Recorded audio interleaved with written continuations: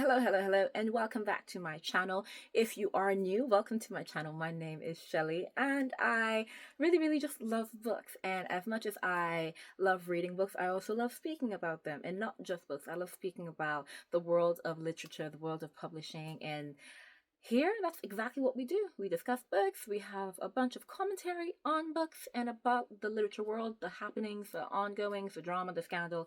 It's all well and good. And today, I wanted to discuss a topic that often goes unnoticed in the conversation about books, and that is the privilege of reading. I think it's going to be such an interesting conversation because with the previous conversations that I've had, especially concerning, overconsumption, it's something that started to just go through my head. Yes, there's overconsumption and people are buying so many books, but it reminded me of the people who don't even have the opportunity to buy books to begin with. And so I started like digging into the topic itself of how reading is a privilege. And so I wanted us to actually go into that. And I think it'll be a really fun discussion. But before we go through with that, if you have been with me for a minute and you've watched my last few videos, you know that I spend a few minutes in the beginning of the video just giving you guys a brief review of a book I've read or am reading, simply because I don't give too much like full videos that are just on book reviews. And so I want to take some time to at least give you guys, insight into what I'm reading, maybe give you a recommendation about a book that might interest you. Maybe you'll find a new favorite. And yeah, I think it's been going good, and I think a few people will find a few new favorites. So that's absolutely amazing, and I'm very excited.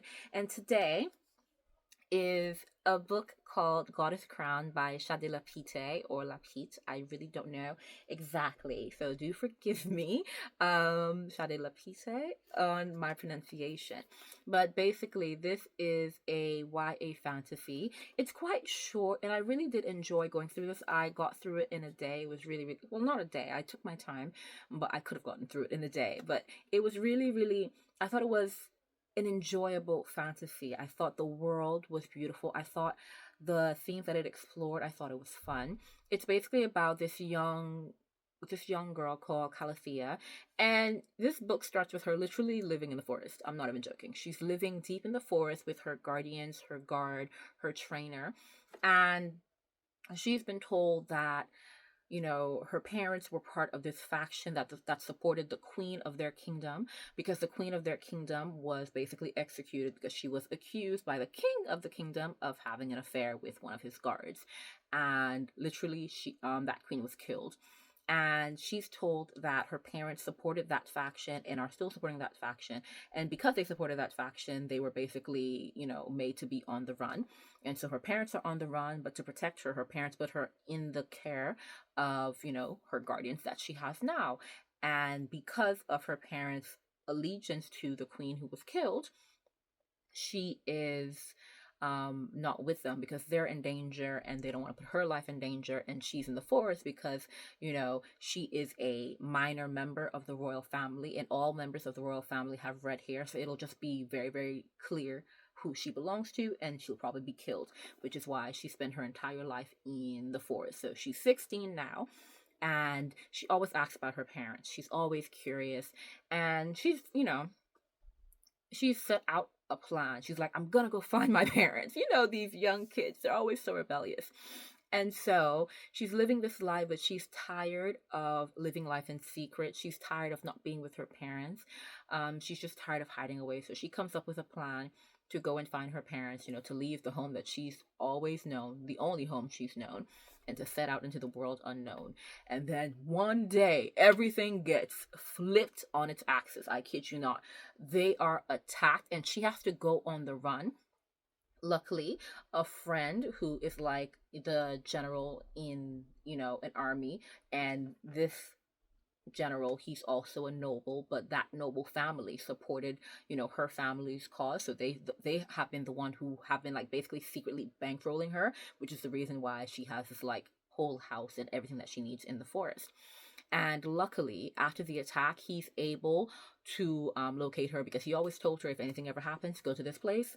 And so he's able to find her, and they now set off on a journey to get her to safety because clearly someone is after her. And she's just like, oh my goodness.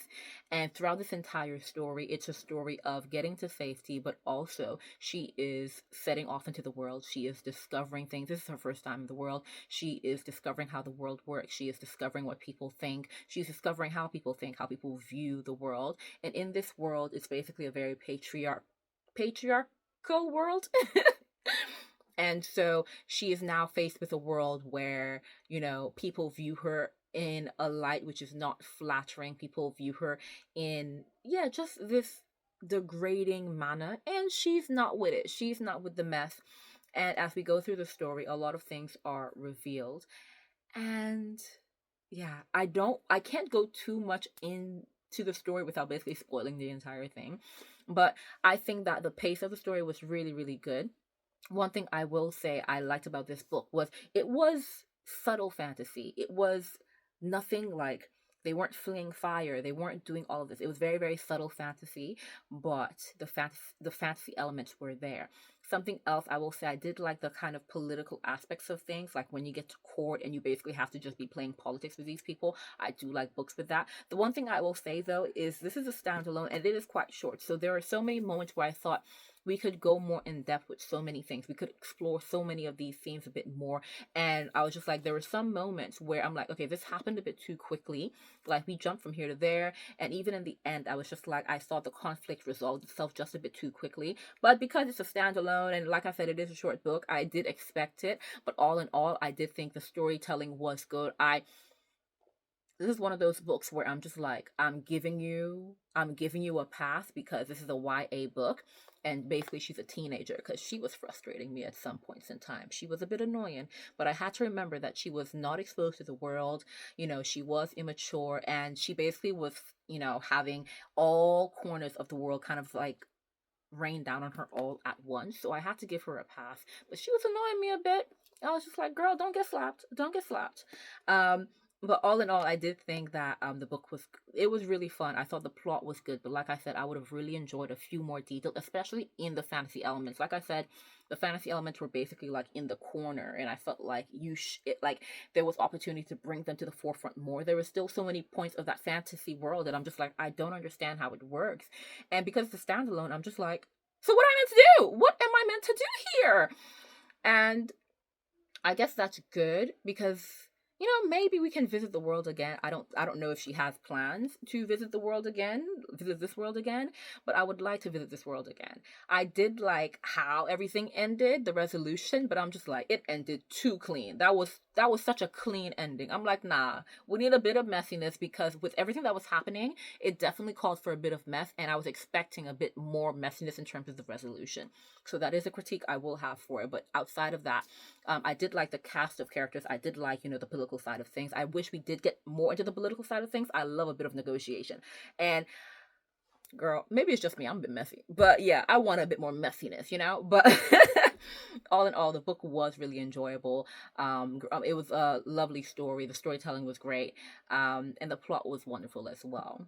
But give me just a bit more.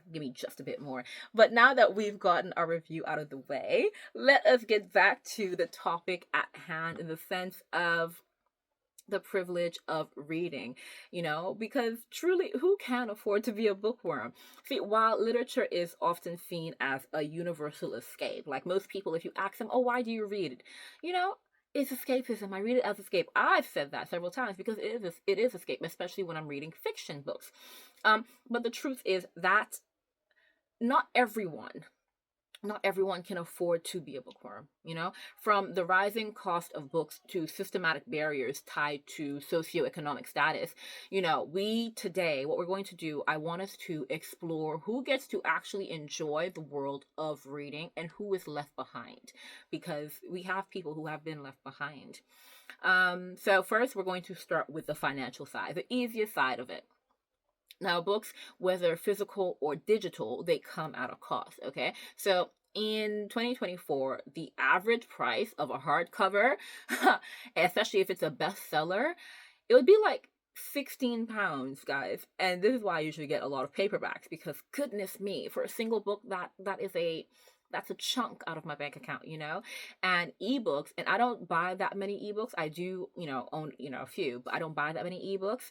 Ebooks were only, slightly cheaper. Ebooks, surprisingly, were, they were like £7. That is a paperback. I can just get a regular paperback. Like, let's not get it twisted. Yes, we have Kindle Unlimited, but that is a subscription, and while you can get a subscription and get access to a lot of books, sometimes it's not the books that you want, and so you do still have to get the ebook of the book you want.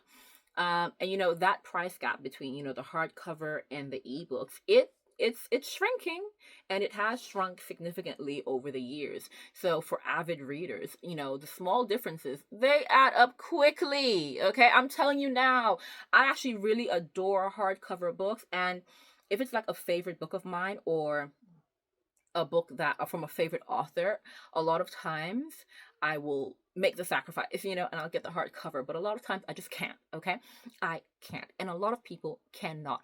I stand here like, I should even say this before I started the video, but I stand here acknowledging that I am very privileged, in when it comes to the literature, when it comes to being able to read. I'm very privileged because some people, they can't afford a hardcover, they can't afford a paperback, they can't afford an ebooks, when it comes to the financial side of things. So I very much acknowledge that I am definitely on the more privileged side of things, and I'm not going to shy away from that, because some people do not want to acknowledge their privilege. But I will very, very clearly come out and say I acknowledge that I am a privileged reader.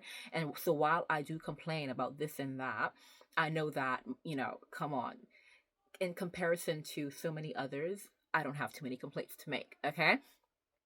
Because for some, it's like spending hundreds or even thousands of dollars annually on books is manageable, If I think about it, I do, yeah, most likely I spend like hundreds on books annually, if we're being completely honest. Like I said, a paperback is, like £7-8. Hardcover is like £15, and that adds up, okay? So definitely, I can definitely say I probably spent like hundreds. Not too many hundreds, but hundreds, but definitely not thousands. I won't lie to you, that's not me.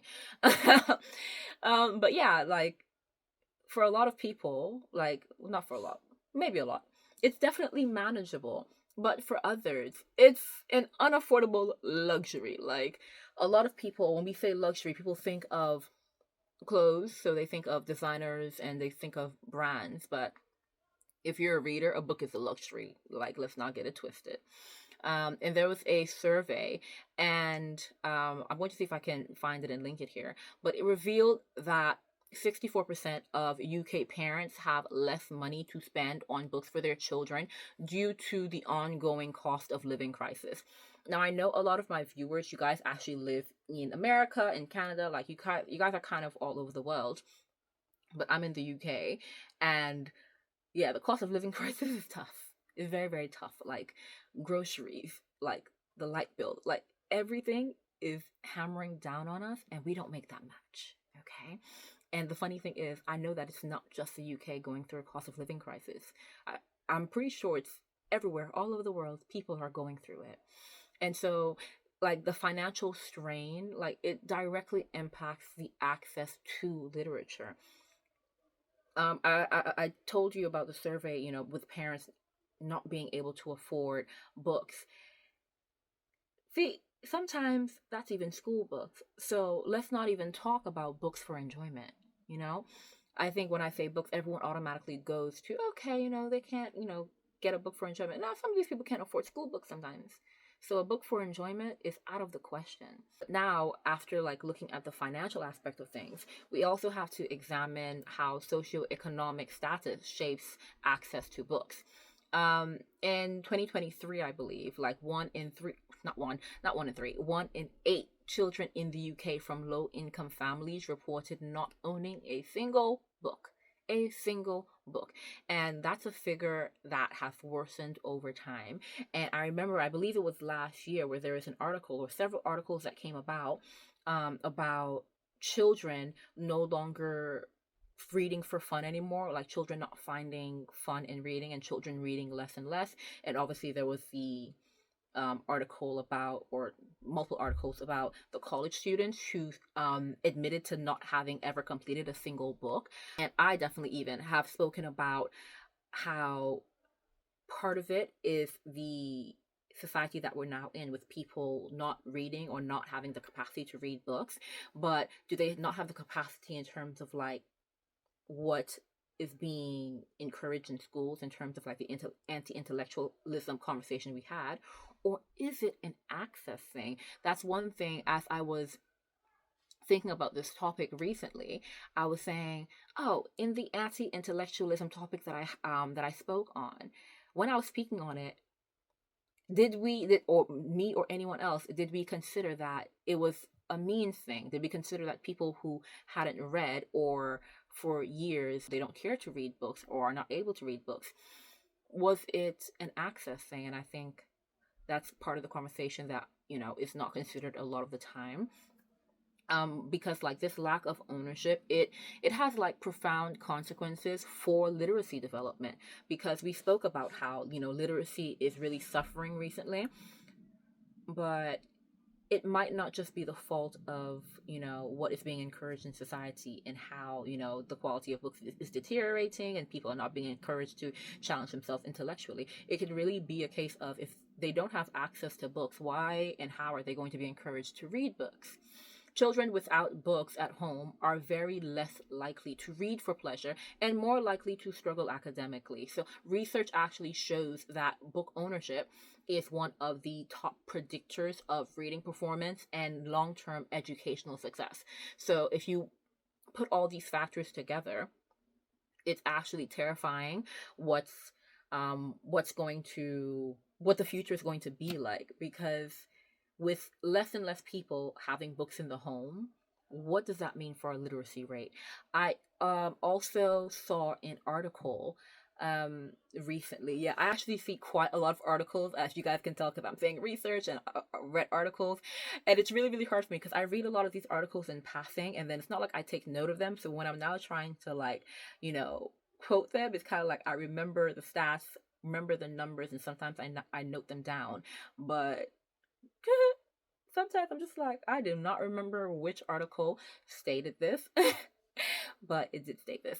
But basically, it was speaking about how humans are basically losing a skill that has, been integral to civilization for the last few centuries, if not millennia, and that is writing.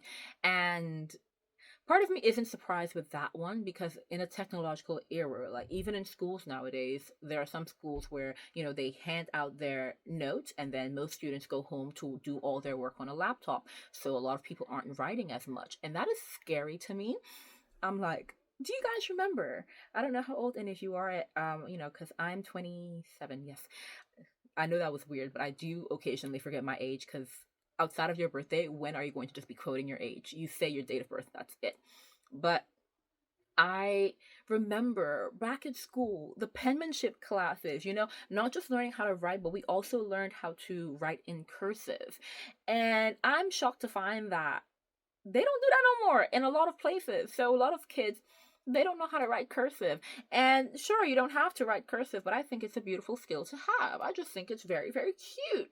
And now you're telling me that people are just losing the ability to write, period? Like, it is absolutely scary, the developments that I'm seeing, like how the world is evolving. So while technology can be great, it's also becoming very dangerous, but that's a different conversation. Like, let's get that out of the way. We'll speak about that some other time, because we have.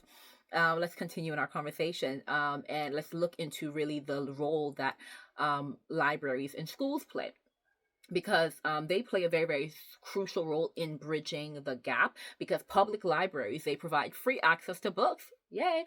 But, and I think we all know where I'm going with this, they're often underfunded, okay? And in like more rural and low income areas, they're a lot of times inaccessible.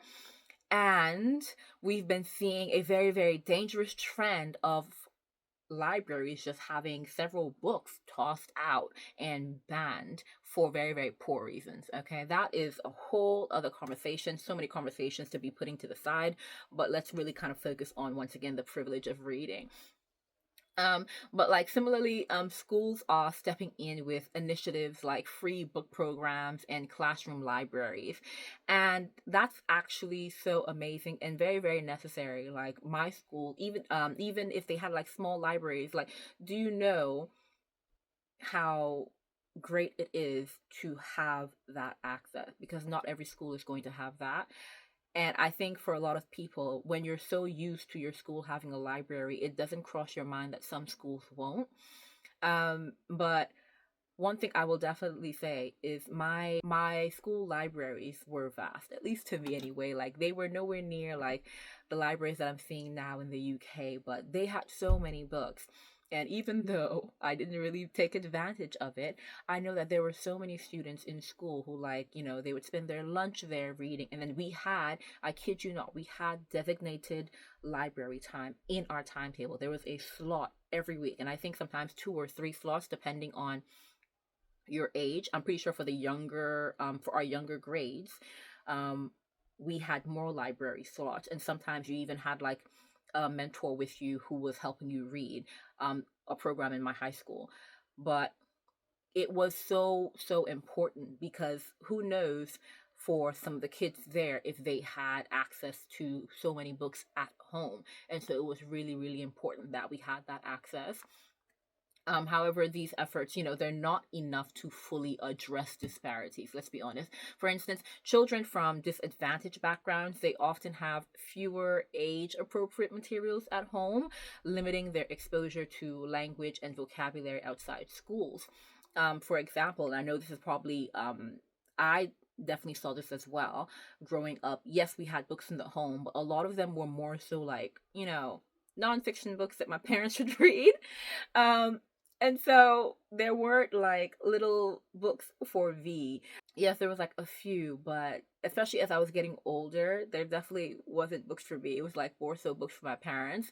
And I think maybe because I didn't really show interest in reading, maybe they're just like, we don't have to get books for her like that. Oh, but yeah, definitely.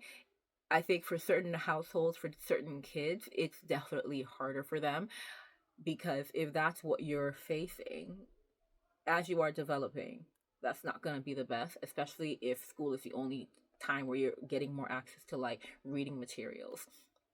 But even beyond purchasing books, there are definitely some hidden costs associated with being an avid reader. Um, and I'm just like, you know what?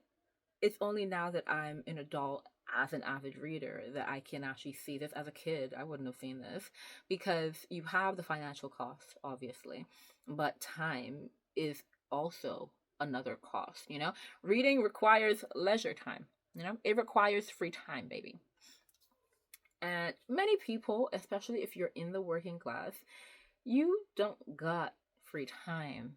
Okay, you don't got free time like that. Like you would think, oh, after your 9 to 5, yeah, that's free time. No, some people have several jobs. Some people, what the heck is a 9 to 5? Some people are working 15-hour shifts, baby. Some people have to go home and the amount of preparation that they have to do for the next day. Some people are involved in so many other programs or they have so many other commitments outside of that working schedule.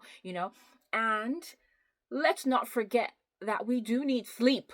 As much as people like to ignore that, sleep is a very, very integral part of our lives, okay? Literacy itself, it it's really, really difficult when you start looking at the ins and outs of everything. And it's so interesting because literacy, it can be influenced by early life factors like parental education levels and access to resources as well. So it's not even just, you know, what school you go to or anything like that. A lot of things contribute to the literacy of us as humans. And with all of these factors coming together, it creates a cycle where, those with fewer resources are then less likely to develop strong reading habits. And so it further widens the gap between socioeconomic groups. And so once again, it's just a cycle, a cycle, a cycle. You come from a lower socioeconomic background. And so You don't have access to books. Maybe even in the neighborhood that you're in, maybe even the school district that you're in, you don't have a library. Maybe maybe the public library is far. Maybe your school doesn't have a library. Maybe it doesn't have too many access to books. Maybe your house doesn't have books that can help you. Like so many things. And then you grow not having that much access to literature, not being too exposed to literature, and then even growing older, you do not have the time to be doing reading, to be enjoying reading for fun, you know? And it's hard because that it becomes your life, and then it just spirals and just becomes a cycle. See, we see this cycle and we're just like, well, what do we do? I'm just like, there's a lot to do, because you see the consequences of limited access to books, they extend far beyond childhood, you know, because your poor literacy skills, it affects your job prospects. Not just your job prospects, it affects your mental health. I mean, apparently it even affects your life expectancy if you believe in the research and all the articles and all the papers. Because a UK study, it estimated that poor literacy among children could cost the economy several £100 million per year group over their lifetimes. I'm not even joking. Not even joking. That's actually insane. And you then go on to say, okay, well, that goes further than what I expected. It does, because it highlights how reading isn't just a personal privilege, it's also a societal investment, okay? And so when you see all of this, you then want to spur into action, I hope, because you want to ensure that everyone can afford the privilege of reading. But then how do we go about that? Now, I know that there are organizations like World Book Day, and you know, they offer the free book tokens for children, which is so sweet. And obviously we have quite a lot of charities that work tirelessly to distribute books to underserved communities.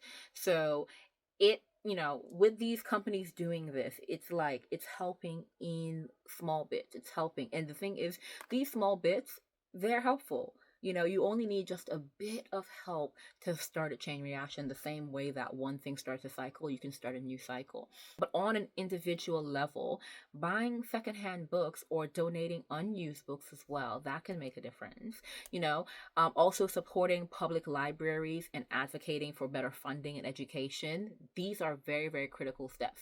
Like, we have seen so many libraries speaking about how their funding is getting cut year by year, and it's really kind of scary, because what's going to happen to these libraries? Like, I have a little small community library around the corner, and you know, I don't go there that much because obviously I have my own books, but I can't imagine, like, you know, the amount of people who probably are really appreciative of that small community library that they can take their kids to, because it's right next to a kids park. So I'm sure you can take your kid to the library and to the park all in one go. And so all of these initiatives, they're very important to ensure that we are making reading more accessible, especially because we recognize that reading is a very it's a beautiful privilege, but it's a privilege nonetheless. But the thing is, reading, it should be a right, not a privilege. As someone who loves reading and has benefited from reading, and I see the continuous benefits of reading in my life and in other people's lives, it should be a right, because like I said, it affects so much. It doesn't just affect your socioeconomic status, it can affect your mental health, it can affect so many things. And so it should be a right.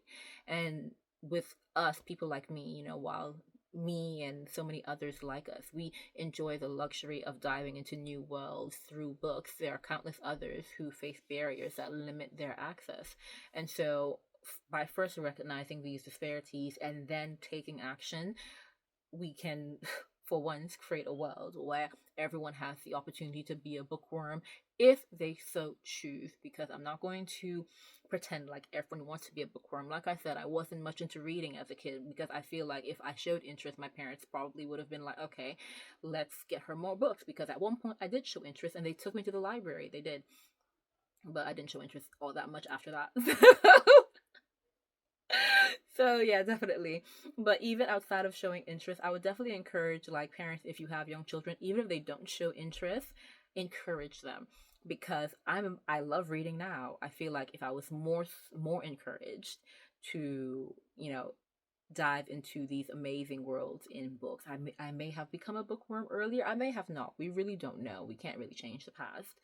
But because we know the benefits of reading, if you can, if it is possible for you, I would definitely encourage you to really kind of shove books into your kids' faces in a very, very nice way. Um, and like I said, if you can, donate to your public library.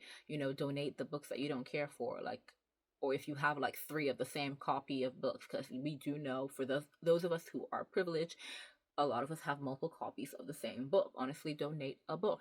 There are so many organizations that accept book donations. You can even go to a school and ask, are you guys needing book donations? You can do a lot. Just see how you can help, and obviously supporting your public libraries, speaking out on it, seeing what you can do to help, maybe helping them raise funding, maybe advocating for them for their funding, whatever you can do. If you can do it, I encourage you to do so, because as a reader, I as a reader, I can't deny how great it is to be able to read, and to think that people don't have the same privilege is sad. And so if there's any way that we can extend that privilege to more and more people, then I encourage us to. But let me know in the comments like what you guys think about the privilege of reading. Have you ever considered it a privilege? And are there any schemes that help? Maybe someone in the comments is looking for somewhere to donate, somewhere to help. Maybe drop it in the comments. Maybe we can help each other so that we can help others. But yeah, that's it from me today, and I hope you guys enjoyed this. I will see you guys soon. Bye.